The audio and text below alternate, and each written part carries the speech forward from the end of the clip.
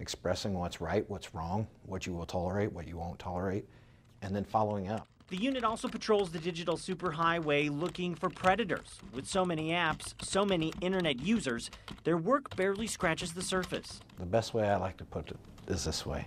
How many people speed? How many people get caught?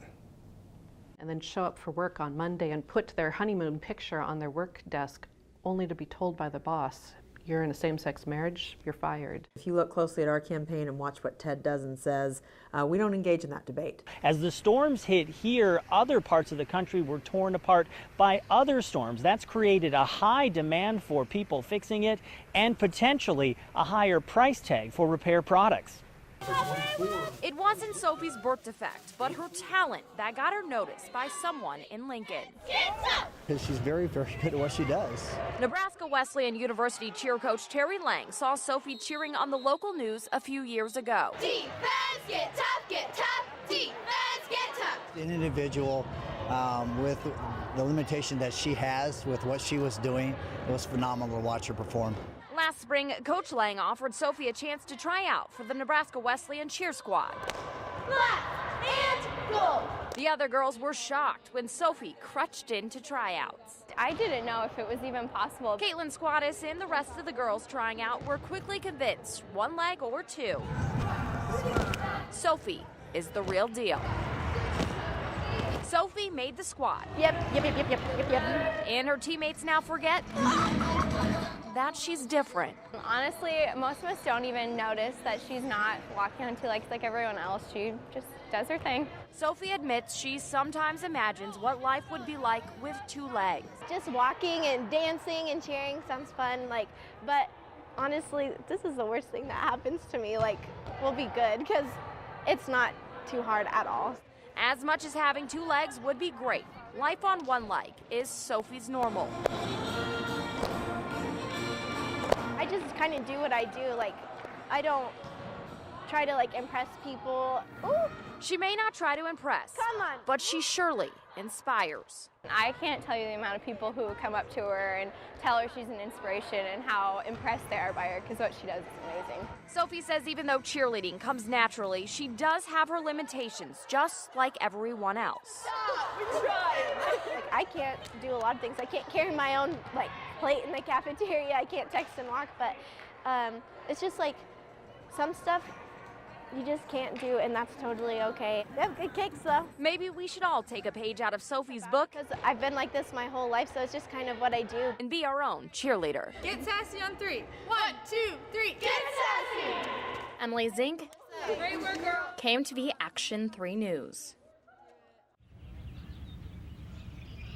The peace of the water here is broken by a rescue. As the third boat of the day launches to look for 31-year-old Ray Boston Jr. He's not going to go out like that. That's not Ray. Amen, it's not. His wife of 5 years, Janae Hines, the mother to his two children, says he cannot be below the calm Lake Arrowhead surface. His mother and sister hope for that too. I'm just hoping and praying that he is laid up somewhere injured, and when he gets enough strength, he can get to somebody. Family gathered on the beach to pray as divers continued looking. The divers will find him if he's in there. If not, they'll find him someplace, but God knows where he is. The dude's crazy. He's fishing at 1:30 in the morning in a lake. Hines says an early Thursday morning storm tossed him out of a canoe at the deep end that locals say is at least 40 feet with heavy debris. The last rescue and recovery took days here. This family hopes Ray Boston will come home before then, before divers confirm the worst. He might be wounded or injured, but wherever he is, I need him. We all need him.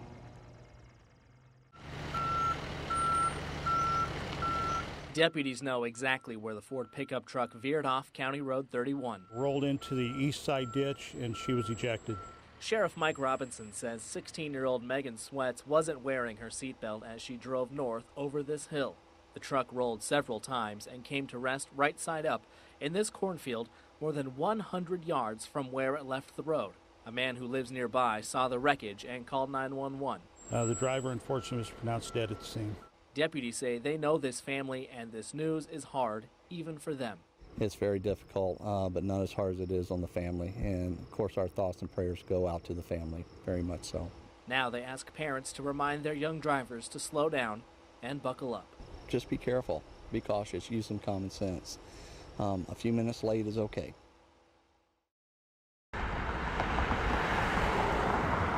There is no stopping the traffic on Farnham. And after news that, at least for now, the twice-a-day two-way to one-way changes are staying put, we are digging into resident concerns, particularly this one. If we could keep the speed down on this stretch of road, I think everybody could deal with the one-way dynamic. And we are doing our own unscientific test in the middle of the afternoon rush. Yeah, they're trying to merge and get split back out, and so they always race through there. The speed limits are well posted here, 30 miles per hour. We counted 7 signs. They speed on, but then they start to slow down as they go up the hill. The perception is that one-way traffic just drives faster. Car after car go by. Oh, that's a fast one. We tested 3 separate spots. There are definitely offenders, big ones. So if you think about it, like that girl who's going 46, I mean, that's 15 miles over the speed limit. But not everyone. Even if the traffic patterns stay the same, city leaders say they can still address some issues, like the speeds here. Signs that capture speeds of vehicles and record it. There's other ways of doing radar enforcement. Councilmember Chris Jerem says he will push to explore speed and traffic congestion specifically. So he was going 45. It certainly seems like they're going faster, but maybe they're just on their way to work.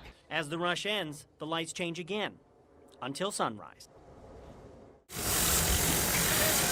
The hustle and bustle at the Russell Speeders car wash near 120th and Dodge couldn't stop some alleged robbers Thursday morning. I saw the cop cars when I pulled up and I wondered what happened. I just thought they were getting their car washed, but some scary stuff. Omaha police say after a man got his SUV washed at Russell Speeders around 10 a.m., he drove to a vacant lot next door to hand dry it. Sergeant Steve Fornoff says that's when 3 men wearing hoodies and bandanas approached the man and robbed him at gunpoint. All they said was, "Give me your money and your jewelry." That was it. They told him to turn around.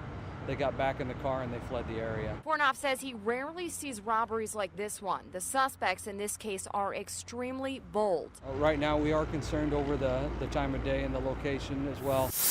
Russell Speeders manager Paul Ford says he can't remember anything like this happening near his busy car wash. It makes me feel sick. I just can't believe somebody in the middle of the daylight would do that to a gentleman. Car wash customers were also in disbelief. It shows a little bit about their character. I mean, it's really dangerous to do that in daylight. I always take my kids with me to the car wash. I rarely have a babysitter like I do today, so that's really scary.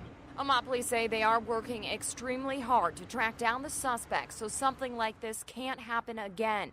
Thursday's armed robbery is a lesson that crime can happen anytime, anywhere. It's kind of an eye-opener to kind of be concerned with stuff like that.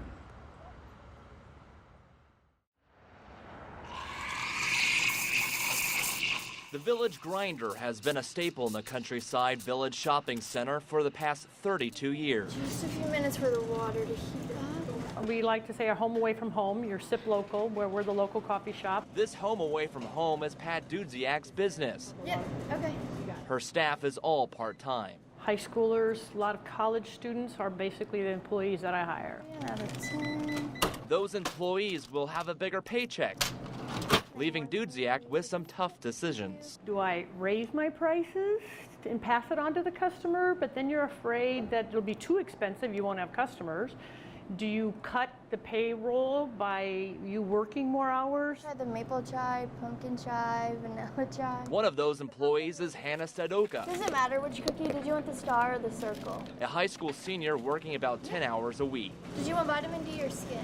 It's nice just to have a few extra dollars in case I need to grab something or spend a lot of money in gas.